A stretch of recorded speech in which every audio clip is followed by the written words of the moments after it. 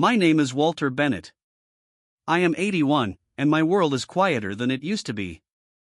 I live in a small house in the suburbs of St. Louis. Once there was laughter, the smell of freshly baked bread, grandchildren running around, and now there is silence, echoing with every step of my old, slightly creaky slippers. I once built this house with my own hands, brick by brick, after a shift at the factory, with my hands rough and my heart full of joy. I dreamed that generations of Bennetts would grow up here. That my son Jonathan would bring the children every Sunday, and that my daughter Susan would remain as gentle as she was when she was a child. But the reality is very different. I rarely see them. Jonathan works as a financial consultant, always busy. His voice on the phone has become dry, cautious, like that of a bureaucrat. Susan lives in Seattle, 3,000 miles away. She sends Christmas cards. Beautiful, colorful. But there's no me in them. Just smiling photos of her family. "We love you, Dad," she writes. And I'm sitting in the kitchen, staring into an empty cup. The grandchildren. They're teenagers now. Jacob seems to be in college. Amy is into video games. The last time they were here, they couldn't take their eyes off their phones. I tried to tell a story about how I used to haul coal for pennies when I was young, but Jacob just nodded, not even looking up. The last time I went to the hospital for high blood pressure, Jonathan came. He sat by the bed, looking at his watch. He said, "You have to understand, Dad, we're all really busy. Maybe we should think about a nursing home. There'll be care, company." Company? I'm not company to him? I'm his father. Health. It's not the same anymore. The heart makes itself felt. My knees crack when I climb the stairs. My eyesight has deteriorated. But my soul hurts more. Because those for whom I worked and sacrificed now look at me like a shadow. Sometimes I go out onto the porch, sit in a rocking chair, wrapped in a blanket, and just look at the sunset. It seems like the world has forgotten that I am still here. The neighbors are different now, young people with strollers, running, laughing. They greet me over the fence, but their eyes are empty, like those who do not see a living person in front of them, but simply the old man from the house under the maple tree. They bypass me in the store. The self-service checkout is like a maze for me. No one will help, only looks, they say, "Why is he still walking alone?" I do not complain. I just ask myself, when did the day come when I stopped being important? When did my hands, once holding bricks, screws, the steering wheel of a truck, become superfluous? When did my life become an inconvenience? This is the beginning. I know that memory is still strong, and my heart, though worn, is still strong. Maybe I have another story. But before I go back to the past, I must understand the present. For even in the shadow of old age, there lives that boy from the streets of Detroit who once swore to himself that he would never give up. Sometimes, when I sit on the porch with a cup of warm tea in my hand, I think I hear my mother's voice. Her gentle, "Walt, hang in there, son."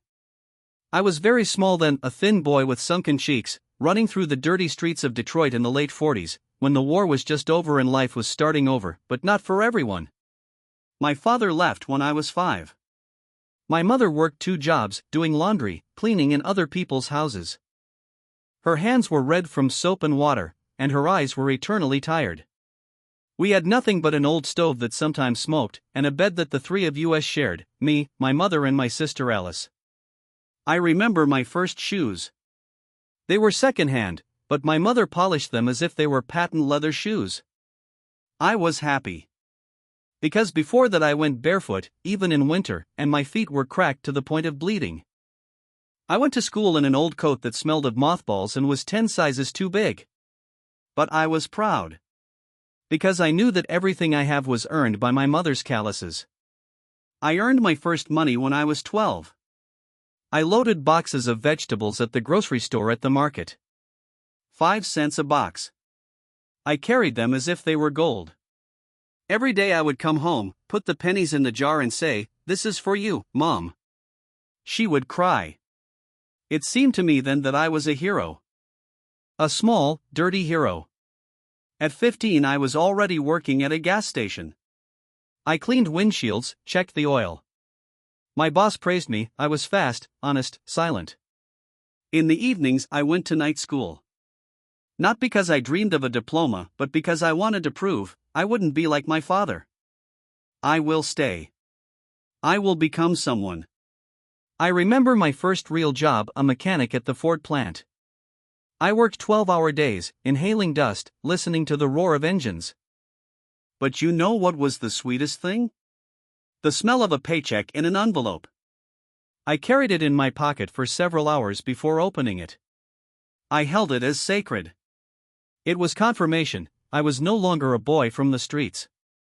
I was a man. Then I met Marie. She came to the factory cafeteria, sweet, smiling, with freckles on her nose. I never knew how to speak beautifully, but she smiled even when I was silent. We fell in love, like in a movie, fast, hard, without a doubt. A year later she became Mrs. Bennett. We had no luxuries. We lived in a small apartment above the laundry. I worked, she sewed at home to order. When Jonathan was born, for the first time in my life I cried in front of others. I cried because I was holding my son in my arms. And I swore to myself, he would never go hungry. He would never wear someone else's shoes. I would do everything to make sure he lived better than me. We built a house. Brick by brick. I worked during the day, and at night I read, studied on my own. I learned to fix electricity, plumbing, the roof all by myself. I trusted no one more than my own hands. Then Susan was born. And I saw my mother's eyes in hers. The same deep, sad, wise. She hugged me with her little arms and whispered, "You're my hero, Daddy." At that time, I felt like the most important man on earth. I had worked all my life. When my first factory burned down, I went to load boxes at the supermarket. When my hands hurt, I changed the oil. When there was nothing to eat, I sold old things. But we held on. We survived. And you know what's most painful? That all these efforts now seem useless to anyone. They don't remember. To them, I'm just an old man grumbling about the old days. And I remember every morning when I had nothing to eat. And every night when I lulled my children to sleep, imagining that one day they would just hug me without any reminders. There is something about old age that no one talks about out loud. It is not back pain or lost vision. It is not pills that fill half the refrigerator. It is silence. Invisibility. The feeling that you are no longer noticed. That you have ceased to exist. After Marie died, and that was almost 10 years ago, my world became half the world. The empty bed on the left, the silence at dinner, where she used to tell how Amy learned to draw or how Jacob wrote a poem. She was my mirror, my memory, my proof that I am not making up the past. When she was gone, the children began to appear even less often. First because of the pain, then because of busyness. And now I don't know why. Maybe they are uncomfortable seeing me wither. Like a once strong man now can't open a jar of jam. How the hands that held them as a child tremble as I write down my grocery list. My retirement account is depleted. I spent some of it on Marie's treatment, she fought cancer like a lioness. Some of it on Susan when she lost her job during the pandemic. I never counted, because money is not love. But now sometimes I count pennies. Not because I feel sorry. But because I'm ashamed to ask. I paid my last electric bill late. A letter came with the threat of disconnection. I called Jonathan. The voice on the phone was unfamiliar.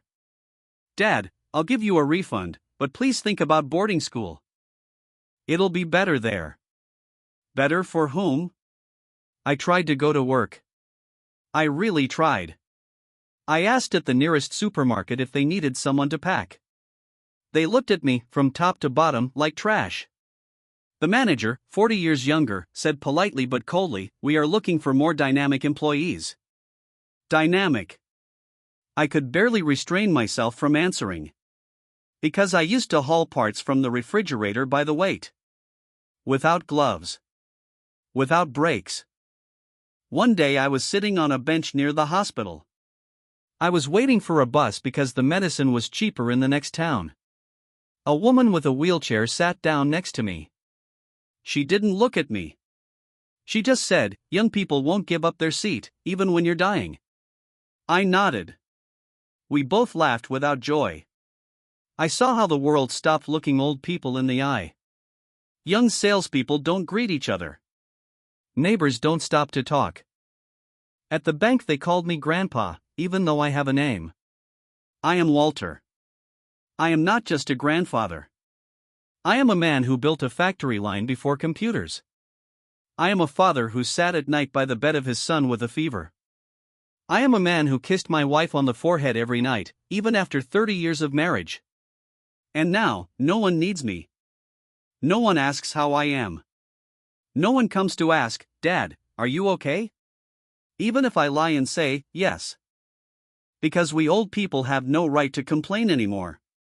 I felt the emptiness looming. How bitter it is to live when you have no one to turn to. The television has become a friend. The neighbor's dogs are the only ones who make me happy. And the postman is the person I see most often. One evening I found an old box of letters from Marie. Her handwriting is painfully familiar. "I believe in you, Walt. You are the one who doesn't give up." I cried. Like a boy again.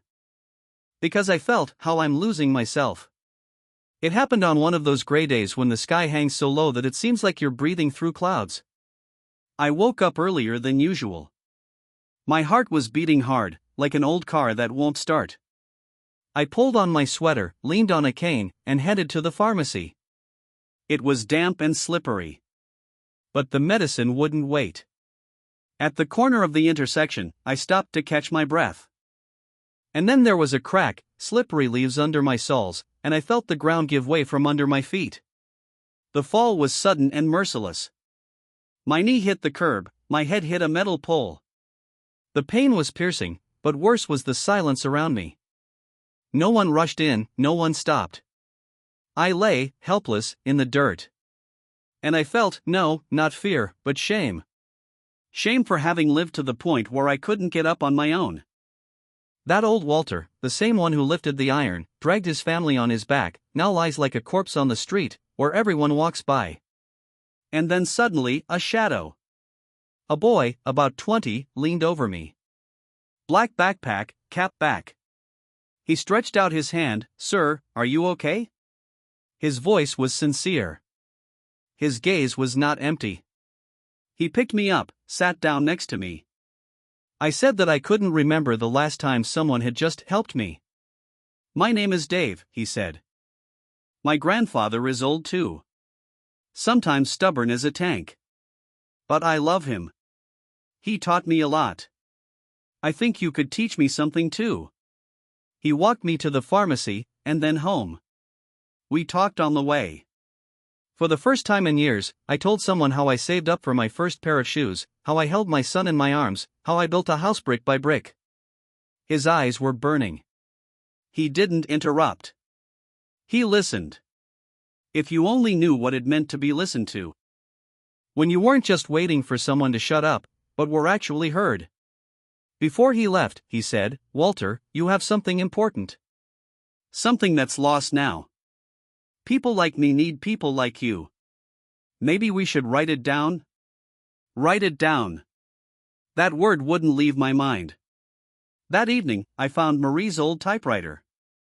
Dust, rust, but the ribbon was still working. I put it on the kitchen table and stared at it for about 10 minutes. The blank page seemed scarier than any illness. I pressed the first key. "My name is Walter Bennett. And I wasn't always old." In those seconds, I seemed to have my voice back. Testimony. Dignity. I realized I haven't been written off yet. I still have a story. I'm still alive. I didn't sleep that night. I sat in the kitchen, in front of the old typewriter. On the table were 3 cups of cold tea. Next to the typewriter were several sheets of paper with sentences written with pressure, with tears in my eyes. I wrote as if I were fighting death. And, maybe that was how it was. I started with myself. With a little boy running barefoot in the snow. And then, through the years, work, love, losses, victories. I remembered everything, not only heroic, but also shameful. I remembered how I cried from powerlessness, how I kept quiet when I should have shouted, how I forgave, even when it hurt. And the more I wrote, the less I felt the weight in my chest. Each page gave me back my voice. I understood, I didn't just exist. I lived. Really. With all the dirt, sweat, love and loss. Dave came back a few days later. He brought me a flash drive and a laptop. He said, "Try this, it's more convenient. And if you want, I'll help you publish it." People should know such stories. I found it funny and a little scary. The internet, blogs, publications, everything is foreign. But I agreed. Because I felt, it's time to speak. We started small, we created a blog, Walter's Diary. There I posted my memories every week. About childhood, about the war on poverty, about first love, about Marie, about the factory, about Jonathan and Susan. I didn't complain, I told stories. And people started reading. Writing. Thanking. One woman sent a message, "My father was also silent all his life. Thanks to you, I started listening to him. Thank you, Walter." Then a young man wrote, "Your story gave me the strength not to give up. I know that it's worth fighting." Each comment was like a breath of air. As proof that I hadn't lived in vain. That even now, at 81, I can still be useful. Important. Heard. I called Susan. For the first time, not out of need, but out of desire. I told her about the blog. She was silent, and then she said, "Dad, I didn't know you carried all this inside you. I'm proud of you." Sorry for the silence. We talked for an hour. After that, every week. Then Jonathan called himself. He read about his birth on my blog. He said he cried. He said he wanted to come. And he came. With his grandchildren. Jacob put down the phone for the first time. He hugged me and said, "You're cool, Grandpa. Really cool." Amy read my post aloud. There was respect in her voice. Not that childish, forced one, but real. Mature. I was no longer a shadow. I became a voice. And also, I started going to the park. Dave gave me a badge, author. You can talk. People came up. They sat down. Old, young, lonely. I listened, just like I used to. Sometimes I gave advice, sometimes I just held their hand. I didn't move to a boarding house. I moved to a new life. Now I wake up not because of pain in my knees, but because of the desire to catch up. I know that each new day is not just a gift, but a chance. A chance to be. Not to live to see, but to live. Not to be silent, but to speak.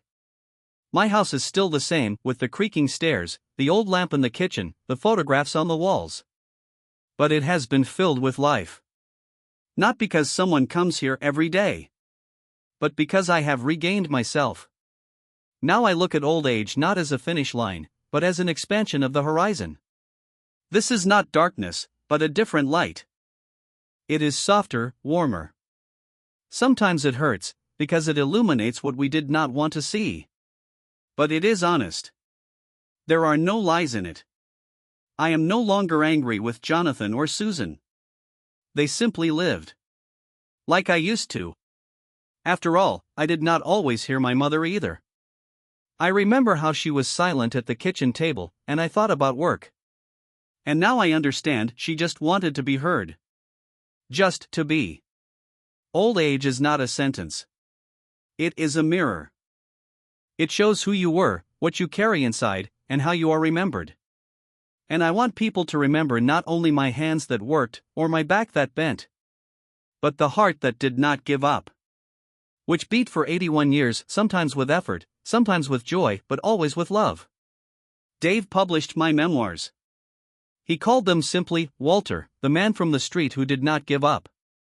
We gave out copies to the library, school, even a shelter for the elderly. I was not looking for fame. I was looking for a connection. A bridge between generations.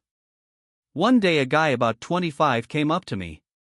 He said, "I read your book. I talked to my grandfather. And for the first time I felt that he was a real hero." I was silent. The tears flowed by themselves. Because I realized, my voice has reached further than I could have dreamed. Today, I often sit on the veranda, as before. But now others join me. Some of the neighbors, some of the young, and sometimes just a passerby. And we talk. Not about the weather. About life. About the past. About what is worth paying attention to. And if you, a young person, are reading this, listen. Do not pass by those who sit silently.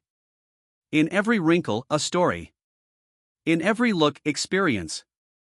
And believe me, old age is not a loss of strength. It is its concentration. Remember, one day you will also sit on the veranda.